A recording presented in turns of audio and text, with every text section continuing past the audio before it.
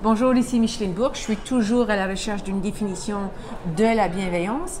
J'ai avec moi Joanne Landry. Joanne, on se connaît depuis quelques années maintenant. Oui. Prends le temps de te présenter. Dis aux gens, qu'est-ce que tu fais? Okay.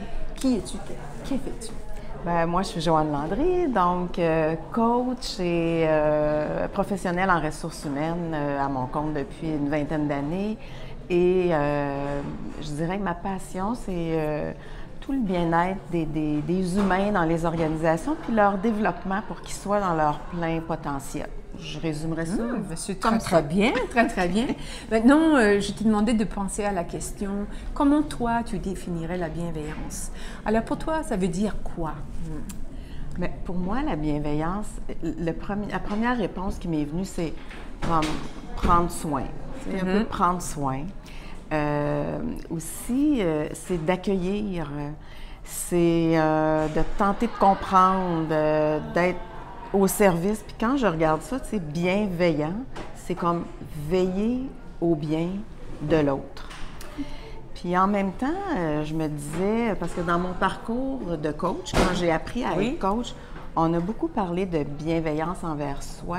Donc, c'était de s'appliquer ça, justement, de se donner la permission de se tromper, de se relever et de se donner des permissions. Fait que pour moi, la bienveillance, je dirais en tout cas, c'est ça. Excellent, mais c'est une très bonne façon de... Non, mais c'est parfait, c'est ce que je veux savoir. Maintenant, quels sont les synonymes qui te viennent à l'esprit quand je dis bienveillance? C'est quoi des mots qui viennent à l'esprit pour toi? Les synonymes, c'est vraiment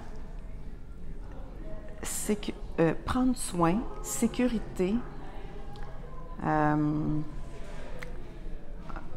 espèce d'amour inconditionnel, je te dirais.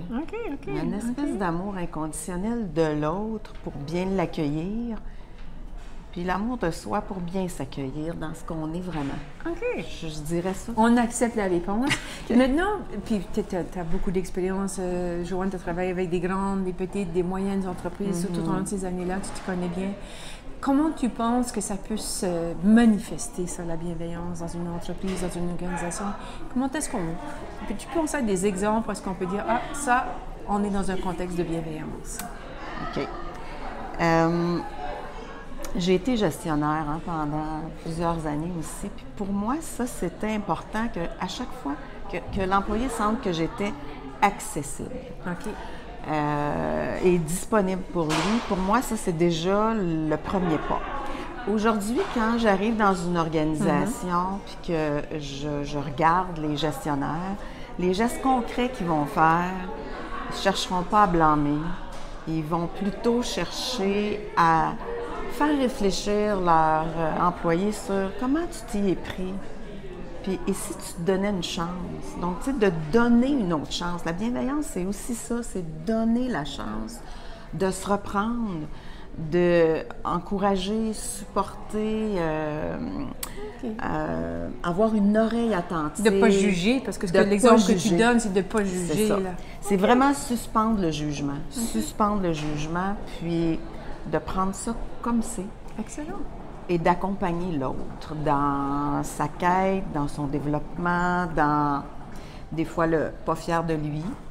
Et la faillite, on en parle beaucoup de faillite aussi, d'échec, pas faillite, échec, je pensais à fail, mais c'est échec, les employés qui ont travaillé sur des projets qui n'ont pas connu un résultat concluant. Il faut travailler sur ce plan-là aussi. C'est ça. OK, mais regarde, merci beaucoup, Joanne. C'est ce que je voulais savoir de toi. On fait les suivis bienveillance, le mot du jour. Merci beaucoup.